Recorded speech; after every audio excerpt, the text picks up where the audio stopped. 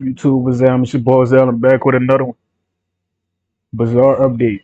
Errol Spence turns down Tank Davis trainer Kevin Ford after Frank Martin's knockout. In case y'all didn't know, there was rumors that Errol Spence was going to train with Tank Davis. It was rumors because Errol Spence looking for a new trainer for his new fight, upcoming fight versus Fedora, allegedly. So but he shut this. The rumor is that he shut down the possibility of working with Kelvin after what happened to Frank Martin. So let's get it.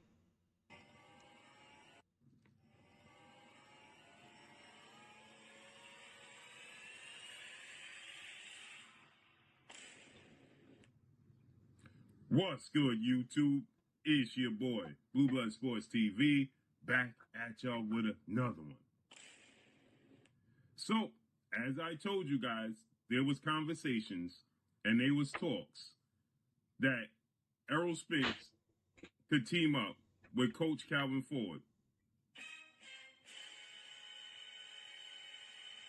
Longtime trainer, mentor, big brother, father, uncle figure to undefeated three-division world champion who is one of three faces of the sport of boxing in Gervontay Tank Davis. I told you guys that this was a possibility. And when I told you guys this was a possibility and there's a possibility they could be training together after Errol Spence has parted ways officially with longtime trainer, two-time trainer of the year, well-renowned future Hall of Famer, Derrick James. And then you had people come out and they stated that, no, that's not true. Coach Calvin Ford hasn't had any conversations to train Errol the True Spence Jr., the former unified three-belt welterweight world champion, now junior middleweight title contender. The truth. Errol Spence is 28 wins, 1 loss, no draws. He's 22 wins by way of knockout. He's 34 years of age, 5'9" with a 72-inch arm reach. He's a southpaw. He's a natural southpaw. What is Gervontay Tank Davis?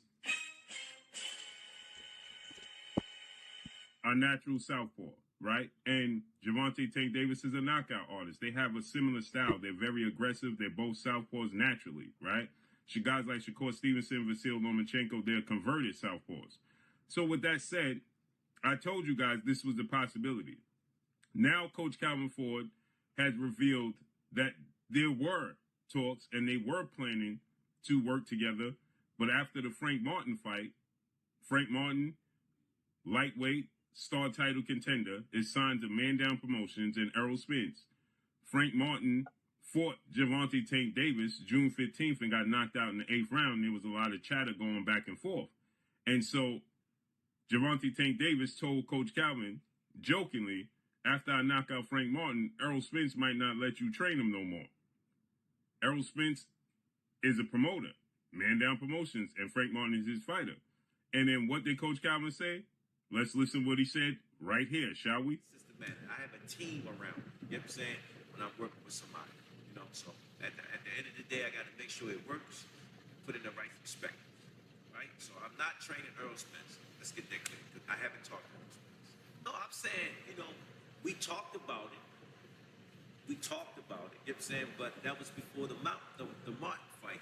And Tank was making jokes and stuff that he might not let you train him after I whoop his man ass. You know what I'm saying? So since then, and Tank was making jokes and stuff that he might not let you train him after I whoop his man ass. You know what I'm saying? So I ain't heard from him since then. Nah, that's strange though. That would be like betrayal. They got like a little system going on. It's like a fraternity. The trainers and the fighters all cool with each other. But the only difference is you're not supposed to train with somebody that got your fighter under your promotion knocked out. That would be like Division 1 betrayal. So I mean, it only makes sense now thinking about it in hindsight that Errol not going to train with Coach Kelvin.